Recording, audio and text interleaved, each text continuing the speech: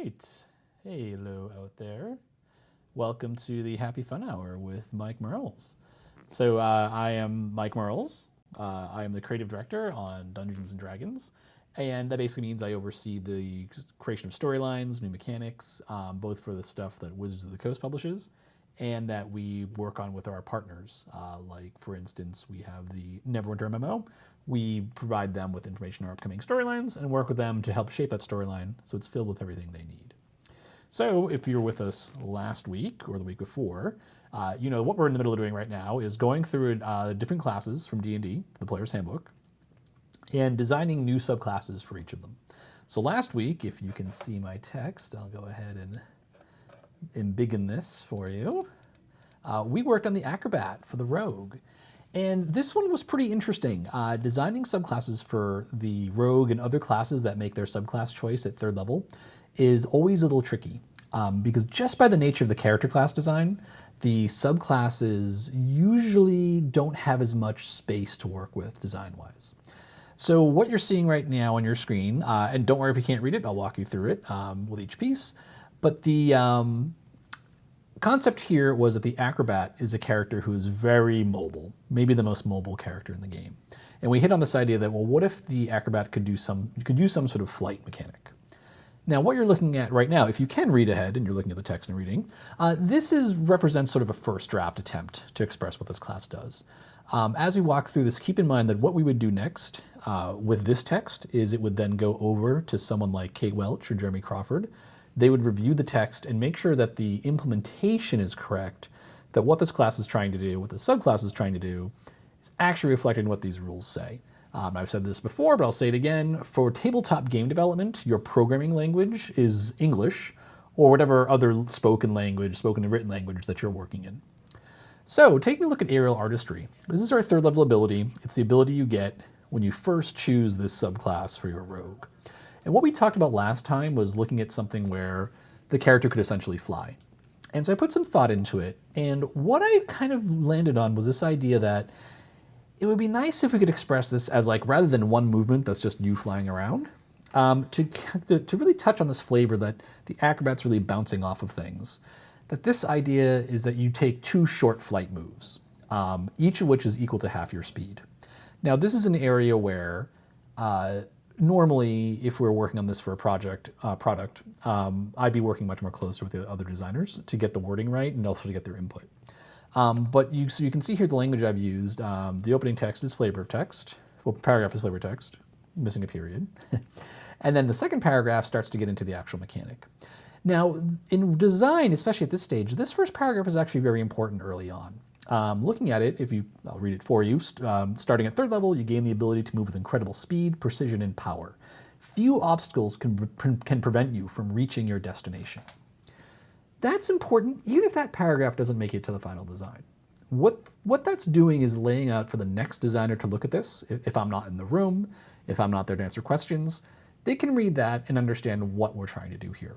Now, in a product, what this also does is for a player, they can read that and understand, here's why I'd want to play this character. It's laying out the movie in your mind that shows you here's what's happening at the table. Not every ability gets this, and typically as you go to higher levels, you might not see something that's as precise because you already kind of know what you're signed up for. But it's usually useful in that first class feature that a subclass gives you that you can just quickly lay out, here's what this should be doing. So now taking a look at the mechanics, when you move, you can instead take 2 short movements by flying. I'm going to tell you straight up, this is the section I just highlighted. It's probably not worded correctly to interact with the rest of the system because we're really creating something new here. But we'll just go ahead. The idea is that you don't just fly once, you kind of fly twice. And then you'll see kind of where we're going with this is that each movement is at half your speed and you must end each one on a solid object or ground. If you do not, you fall and your movement ends. The movement ends thing is important because you might do your first one, and then we want to sort of penalize you for not playing by the rules of this class.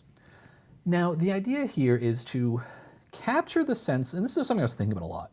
The Acrobat just flying around, when I was thinking about it, one of the things that you try to consider in building a subclass is to think, what is going through the player's mind as they're playing the game? And the more you can make the player's thoughts mirror the character's thoughts, the stronger your design is. Because that really allows that really immersive role playing where you get to really feel like your character. And so what this is trying to capture is, I could just say you can just fly your speed. But A, I worried a bit that the flavor would just be off at the table. You know, you're going to fly 30 feet straight up to a, you know, and it's fine, but it's not quite the flavor I was looking for. But the other thing it does is it makes you start thinking like a parkour expert. You're going to look around and think, okay, I have to jump from here, bounce off that, then get up to here. So if there's a rope just dangling in space above you, it's not just a matter of I just fly up and grab it. It's a matter of thinking, okay, what I'm going to do is somersault off the Ettin's head, because the Ettin's about 12 feet tall, let's say, and then I can do the remaining 10 feet, I can then jump up and reach the rope. And then there's another thing we talked about last week.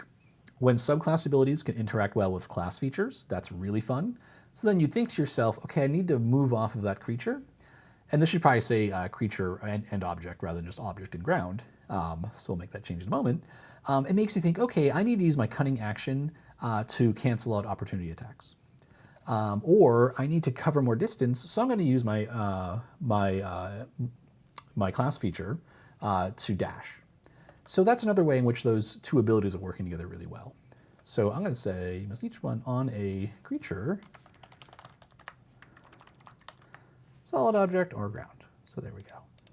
So that's the idea of getting you to start thinking like an acrobat, to make you really look at the environment and think, how can I bounce off of things? How can I use things that might otherwise be barriers to other characters to my advantage? So I can reach a spot where either I'm safe, I can mess with the enemy's plan, I can foil a trap, and so on. Even in the sort of very mundane, like, you know, outside of combat, let's say you're trying to scale a castle wall, this gets you to think of like, okay, the acrobat moves up to the wall, dashes up the side of the wall, vaults off the gargoyle that's sort of mounted halfway up the wall, and is up at the top. It still helps bring out a narrative and a visual identity in your mind, that story, that looks different from, say, the warlock casting a spell, you know, casting a quick teleport, or a wizard using fly or levitate. It feels distinct, and as drawbacks go, it's really not that big of a one. Because you have cunning action to really cover up, either double your speed, which now essentially you're moving your speed, then touching something solid, then moving your speed again, or to avoid opportunity attacks. So that's where we ended up with that. I also wanted to feel really unique. I didn't want it just to be just fly, because I just felt like, you know, if you're playing an Aarakocra, you can just, you know, why would you play this when you can just play a flying character? So then going on, we talked about last week, our 9th and 13th level abilities really don't have a big impact on the character. And so these were fairly small elements that just kind of overall augment your ability. Though you'll see the 13th level one's a bit bigger, but I'll get to that in a second. At 9th level, you no longer take damage from falling. So that's just a cover if you try to do something tricky, or you're trying to move and you realize something changes, like an opponent uses a reaction to move out of the way. This kind of covers you. It still ends your movement per aerial artistry, but you're not taking damage. Then at 13th level, we give you a constant freedom of movement effect. This is really good. It shuts down a lot of things that could slow you down, but that kind of fits into that flavor of the acrobat, that you're very agile, very mobile, and it's very hard to pin you down. Now, this wording, what it says is, there's the intro text, you gain the benefits of freedom of movement. I'm not exactly sure how we phrase what's essentially a mundane character getting a constant spell. There might be a better way to phrase that. But again, this is the kind of thing where that would get pushed over then for discussion about how should we phrase this. Now, what I could do, what I should do, what I would do, I'd look through some of our subclasses to see is there a good example to look for the template, or look in our guide. I didn't have time to do that when I was finishing this up, but that's something that I would do next. And a lot of that, we're giving you freedom movement at 13th, because at 17th level, you know, I still wasn't quite sure how we wanted to do this. 17th level abilities, they're really good abilities in combat. And as you see, I have one sentence here. At 17th level, you gain the ability to leave hordes of enemies scattered in your wake. That was me just kind of brainstorming, trying to think, what's a good idea for 17th level? I'm still not crazy about it. Like, I get that maybe just for balance reasons, we need to have something that's offensive here. But for now, you know, one of the nice things about this being a high-level ability is I can run a playtest. I can think about it some more. We have enough stuff here to get a playtest up to 13th level. We actually don't even need to worry about designing this now. So I'm actually going to leave that blank, because what I want to see is to get a real sense of in play what players are doing and what they're asking for, then I can go back and make sure that that high level ability is really interesting and useful. My initial thought was to do something where every creature space you move through, you get to attack them, but that just didn't sit well. It felt kind of like it was coming out of nowhere compared to the other abilities. So I'm actually going to leave this one blank for now. Because I said, well, this is a great example of playtesting isn't always about validating mechanics. Sometimes it's about inspiring mechanics. And so this is something where what I would do next is send this out for playtest and then ask and see what the feedback comes back as far as what players are missing and what they might want. This is also partly why sometimes you may have seen us do playtests for new classes that go only from levels 1 to 10, because that feedback really helps build out 11 through 20. We can go ahead and design the entire span of levels, but if we can, we'd like to try to start like levels 1 to 5, 1 to 10, because then that gives us more likely that our extra design work will be useful and on point. So that's where we are with the Acrobat. We'll probably come back to this one next week. Maybe I think I'll have time on Friday, or maybe even tonight. Actually, I think I'm playing tonight, so we're gonna see. Maybe I'll have a chance to try. I'll talk to the DM, see if I can play one of these characters, and we'll see how it goes. So that's where we are with the Acrobat. And like I said, in your own design, don't be afraid of blank spaces. Sometimes those are just things where you could bang your head against the wall for a while and really not make any progress. It can get frustrating. There's nothing wrong with going off. And what I often find is I work on something completely different. And that's what helps me get some clarity. It helps bring some inspiration. I'll watch a movie, especially if you just watch a movie that has a character that you think fits into this. So like a Jackie Chan movie would be perfect to watch, especially say like maybe Rumble in the Bronx, one of my favorites of his, that has a lot of instances where he's moving around, really using his agility. His character in the movie is not, like he often plays, it's not like this big tough guy who just goes around beating up people. He's kind of this sort of madcap kind of funny guy. I think it's supposed to be in the Bronx, but it's clearly Canada when you watch the movie.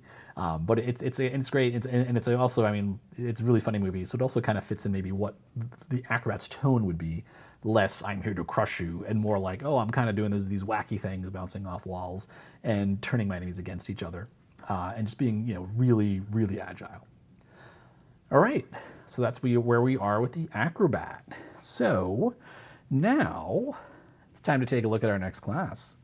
So I thought a little bit about this. I got a lot of good suggestions on Twitter and on YouTube.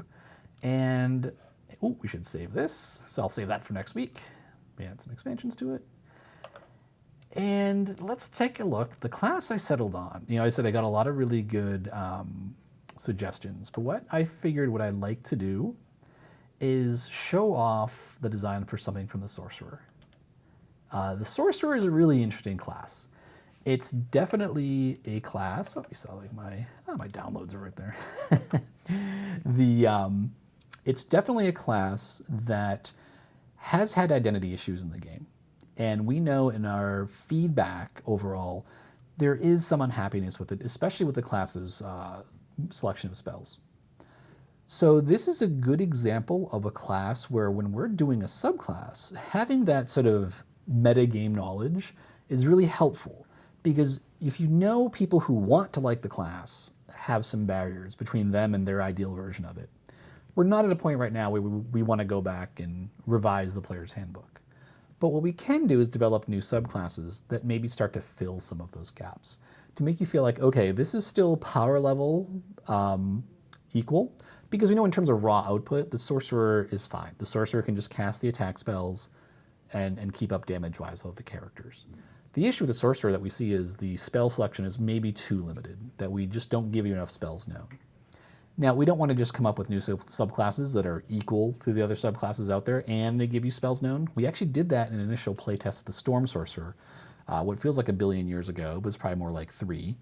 And players loved it, and we just weren't crazy about putting out a subclass and an expansion that people really felt like, oh, if you want to play a Sorcerer, you have to play it. Play this subclass.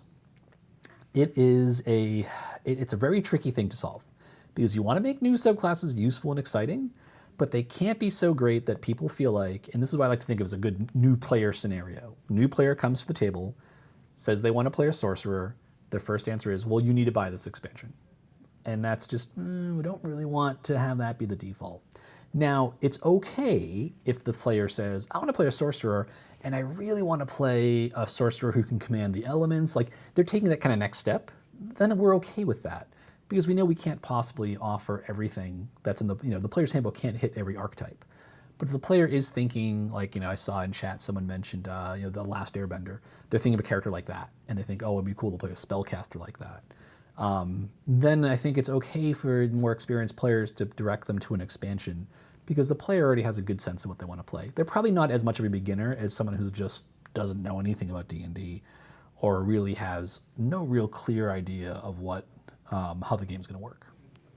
So with all that in mind, we're going to tackle a sorcerer, and we're going to kind of look at, like, can we do something to kind of address those issues without really stepping on the toes of the dragon sorcerer and the wild sorcerer, which are the two from the player's handbook. So I'm going to scroll down here and take a look at our class table. So like the warlock and unlike the rogue, the sorcerer's origin, that is your subclass, that is a choice that comes in at first level. Like the warlock, we feel like if you're saying I'm a sorcerer, that means something important about your character, but also it really should be attached to an origin. That a sorcerer a sorcerer with a draconic bloodline should just from the beginning seem different from one, say, with chaos magic. So this means that our subclass is probably going to be a little bit weightier than the rogue and probably about the same size as the warlock.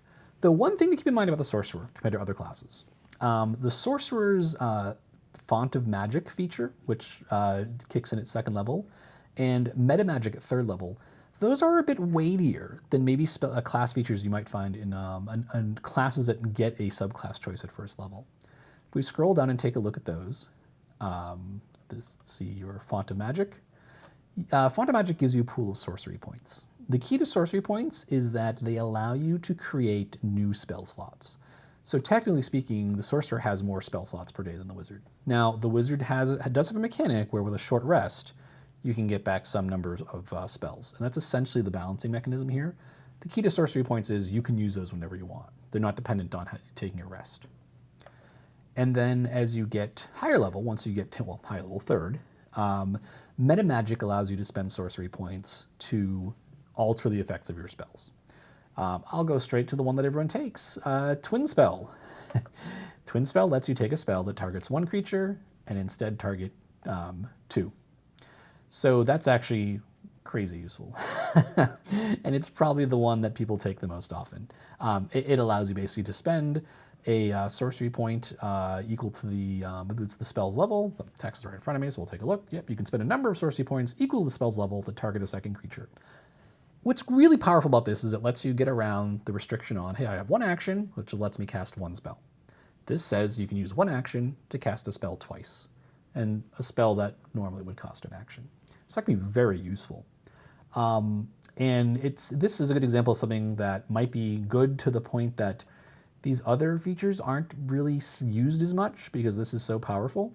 But that's a story for another day. We're talking about the core class and kind of the perception of it and how it's working.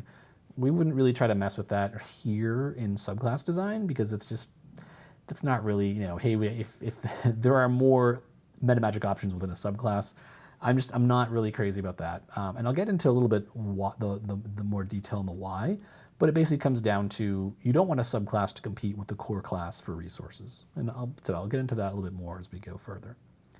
But compared to wizards, you do have this class feature that's baked into the core class that's pretty robust and, as Twin Spell shows, is very useful. So we might not have as much space compared to a wizard or a warlock, but we probably have more space than the rogue. So going down to our origins, and again, this is a handy dandy D&D Beyond. I have all the options unlocked in this account. We get to see everything from Zenithars, including some playtest material that's labeled as such, but we're going to go straight to Draconic Bloodline. As I mentioned last week, I always like to start with the player's handbook ones. That's our reference. We might look at the other subclasses to get a sense of what's out there when we start thinking of power balance, but it's really good to start with the player's handbook because we always assume that if someone's buying an expansion, the only thing we assume they own is the player's handbook. We don't want people to feel like they have to buy every book to keep up with the game. So, taking a peek at first level, Draconic Bloodline Sorcerer picks a type of dragon. It's a chromatic dragon, the color, metallic dragon, the metal. And that gives you an associated damage type. So for instance, if you were to take blue, you would get lightning. And all the other dragon types are listed here with their damage types. This is a little bit of a detail thing. This is also a case where we know some damage types are better than others, but we don't worry about that balancing-wise because this is a player choice. And it's also a choice now. We don't want to make it so pervasive that like, oh, you're the, if you chose, let's say, gold and or fire, that everything you do is fire-based. We want some things to be fire-based, but we always have to kind of think in the back of our minds, how does this character feel if you run into creatures that are immune to fire? And for instance, we know that fire is the most common elemental damage type that a creature would be immune to, as opposed to, say, acid. Poison's another good example. A lot of creatures are immune to poison. There are constructs and undead that just ignore it. And so this is the kind of design where it's fun. Players naturally are drawn to it, but we don't want to make it so overwhelming that it becomes so defining that a very simple encounter just makes your character feel like, oh, I'm not really doing anything useful. Generally, these abilities are more additive rather than being the meat of your character. And you'll see that as we go through the Dragon Sorcerer. I'll point out a couple places where that comes into play. You also get the ability to speak, read, and write Draconic. And when you make a Charisma check when interacting with dragons, you double your proficiency bonus. These are really ribbons. It's not really meant to be something that's really load-bearing. It's just something that we figure if you meet a dragon, this is the character you'd probably ask to interact with a dragon.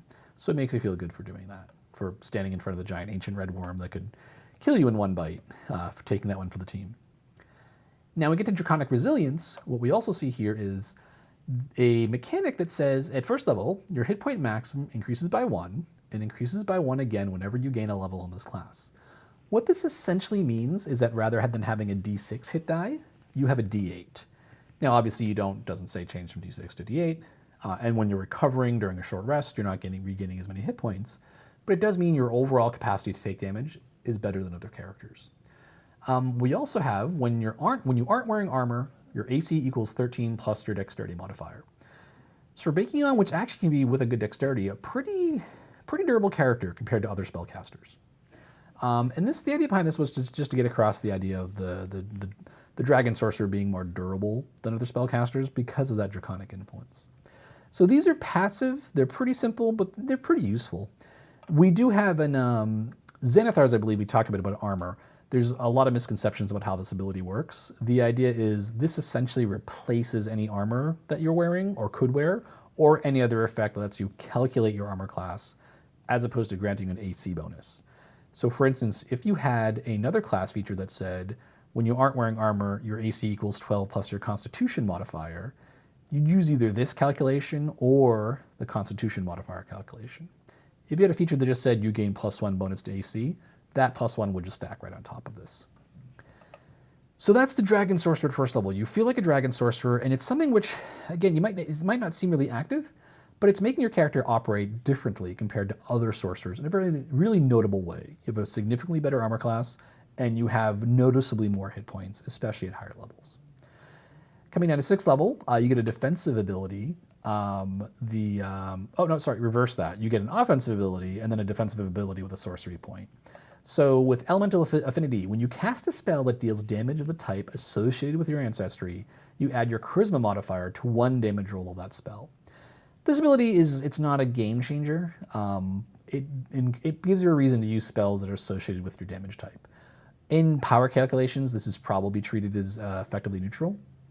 Again, because we don't necessarily think of damage type as being something we want to rest too much stuff on.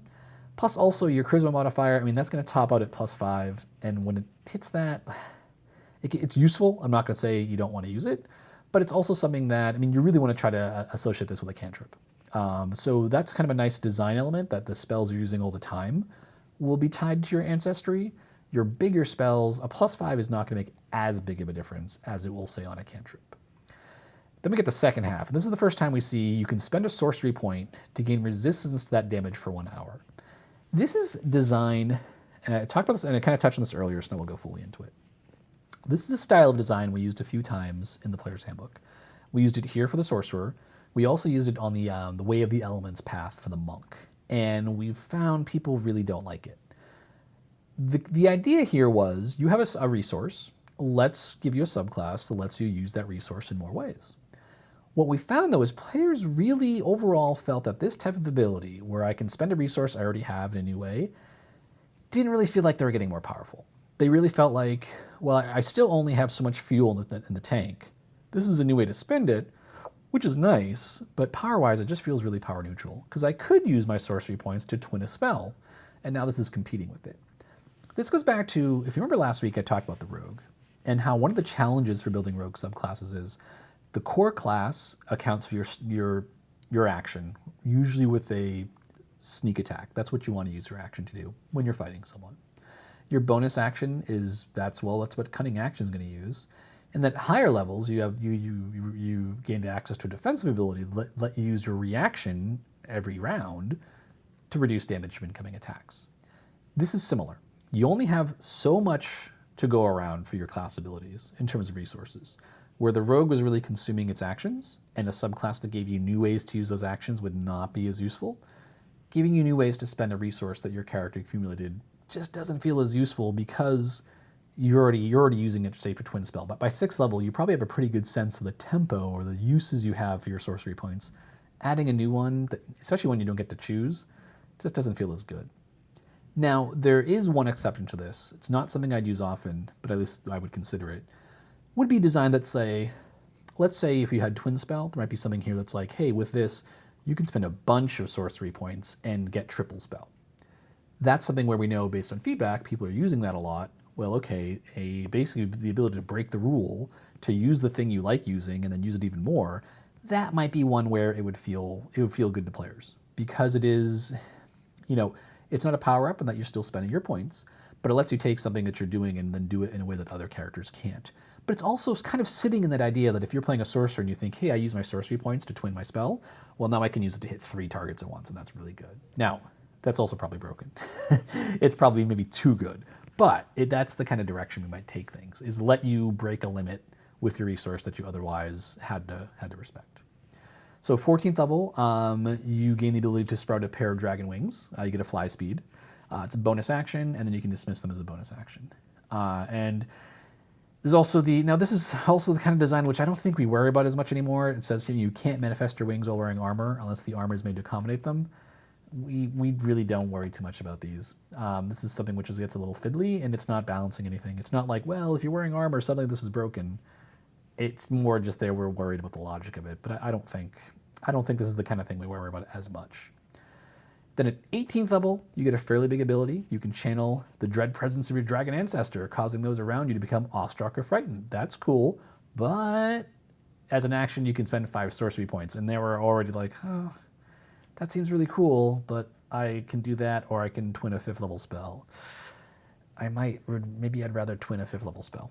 So this is another one where this is pretty good, but it might not really be pulling its weight. So what I want to do quick, I took some notes. So we're already at 1:30, so I don't want to just go through the entire Chaos Mage. But the other one is the Sorcerer Uses Wild Magic. I've got some notes here. Hopefully not the sound of my pages moving isn't drowning everything out. But essentially, what the Wild Mage gets is the Wild Mage mechanic at 1st level, where if you roll a natural 1, something weird happens, and the ability to gain advantage on a die roll. You also gain the ability at 6th level, if my notes are right. I hope my notes are right. If they're wrong, I'm sure Chad will let me know. But it's not too important for what we're doing here. You get to throw a d4 for a couple sorcery points and add that to a result. At 6th level, you get to roll twice on the wild magic table and pick the result. And it looks like at 18th level, you get the ability to boost the damage of your spells. I think it's similar. I'm going to take a quick look at that because my notes are not all that useful. When you roll damage for a spell and roll the highest possible number possible on any of the dice, choose one of those dice and roll it again. And that doesn't cost any sorcery points, unlike the Draconic one. So what we're seeing here is overall, compared to especially the Warlock, this subclass not as offering as much power as a Warlock subclass, but offering broader and more utility in terms of its features compared to the Rogue. All right, so this is great. I've given you this entire preamble. Let's actually get to the fun part, which is let's take a look at building our subclass. So I'm going to open up our handy-dandy 5e template, as I do every week. I'm going to do select all, because this is just the filler of the different styles. And I'm going to go through and I'm going to come straight into our heading 2. And I'm going to take a quick look back at the sorcerer, because it's trying to remember how we define soul, sorcerer's origin. So what I want to do, I thought a little bit about this. When we were doing Xanathars, we had the different elemental sorcerers that people seem to really like, but their playtesting wasn't quite where we wanted it to be. And I thought a little bit about that, and I also thought about, I had a suggestion from a couple of people coming on Twitter for doing Giant Soul. So basically this is a sorcerer who ties back into some sort of maybe a bloodline or the influence of giants. The really fun thing about this is that when you think of giants, we have multiple giant types. We have hill giants, frost giants, fire giants, storm giants, and cloud giants. So this is a subclass that we'd actually, we could make a separate subclass for each giant type. Or what I'm going to try to do here is create a single subclass that gives you a couple options. If you're familiar with the barbarian, the totem path, that lets you choose different animals at different levels. So we're going to do something similar here. Build out a subclass that offers you choices at certain levels. You get to choose what kind of giant soul sorcerer you want to be. And this might give us a way to kind of get an elemental sorcerer without having a lot of cluttered subclasses, and maybe give us a theme that maybe connects a bit better than just generic elementals. I thought about doing a genie-themed one, but I think that I like the idea of a genie being a pact that a warlock could take. So maybe once we get through our character classes, we'll go back around and do another warlock subclass with that relates to genies, the different types of genies. So flavor text would go here. I'm gonna just basically kind of give you an overview of what I was thinking. When I think giant soul, what I think we want you to do is we want you to get big and giant. Probably some sort of mechanic lets you grow because you're claiming heritage of giants. Like, whoop. Now, here's a nice thing. Large characters in 5th edition, the way the mechanics work, are almost impossible to balance because a big guy with a sword just does more damage than a little guy with a sword because the weapon gets bigger. We have mechanics for that. But if it's a spellcaster, then things get a little bit different. If we give this ability to you at a sufficiently high level, that means multi-classing is a little bit trickier. You can become more of a weapon wielder, but it's going to be a little of a cost. And we can kind of put some limits on this. Like if it comes in like the double-digit levels, it's a little bit harder to just out of the box, out of the gate, just run around swinging a really giant weapon. So that's the first thing. There's going to be also some sort of an elemental element, as we might say in the prose, there's an element of the elemental here. So we know we got fire giants, we know we got frost giants, we know we have stone giants, we know we have cloud giants. I'm gonna be honest, I think I'm gonna skip hill giants here, mainly because of the flavor. Hill giants are basically big, dumb dopes. We used to joke that the art in the monster manual makes them look like almost like a giant angry baby, which actually fits because they're not very smart and they're just kind of impulsive and do whatever they want. If you have small children or interact with them, sometimes kids can be pretty stubborn. And so I'm going to skip that for now because I don't know if that's necessarily a good flavor match. But again, like I talked about with the Acrobat, this might be something where we do a few of them, we leave some of them blank, we might just concept out one of them as a template, then go back and do the others. And there's also the Storm Giant. The Storm Giant's though kind of funny because we have the Storm Sorcerer that showed up in Xanathars and also in the Sword Coast Adventurer's Guide. So I'm going to tread carefully with that one. We're probably not going to go into it too much because I'd want to review that subclass and make sure it actually feels different compared to this one. Now, I'm confident we can do that, but I don't want to be like, say, do the Storm Giant first and completely flesh that one out and then find like, oh, I just recreated an existing subclass. That is one of the tricky things with working on the design is sometimes you forget what you've done in other places and then it comes back and it feels like, oh, that's a great idea. And you forget, wait, I use that over here. So I'm not really going to touch the Storm Giant yet. And then the other idea I had, so I thought about this idea that, and I flipped my notes because I do think about this, I don't just start doing it live. It would be fun to kind of do that. Maybe some episode we'll do like an audience participation thing. I'll just take things out of chat and try to make them work, but not today. I wrote down this phrase, and if you played 3rd edition, you might remember there was a prestige class that did this, and I called it Spell Rage. I kind of like the idea of a sorcerer who goes into like a Super Saiyan mode, and maybe that's tied to like becoming huge or big. That the more giant-like you get, the more power you transfer, like your spells get stronger and bigger, like you get physically bigger, so your magic gets bigger. And that's just something that we could reflect in what I refer to as spell rage. Because why not let sorcerers have fun too? Barbarians get to rage, so why not let sorcerers do it too? All right, so there we go. That's kind of the flavor. Again, we don't need a ton because we're looking at 4 class features, not having quite the same breadth as the warlock. And thinking back to the example we used with the dragon sorcerer, at first level having things that more enable the style of play, and higher level ones that were dependent on sorcery points, which we don't want to do. So to keep that balanced, we can't go crazy with abilities. And then a feature that was it was a nice damage boost, but it's not really something that's like defining your character. All right, so let's start out. What I also need to do is I got to make sure at least one of these features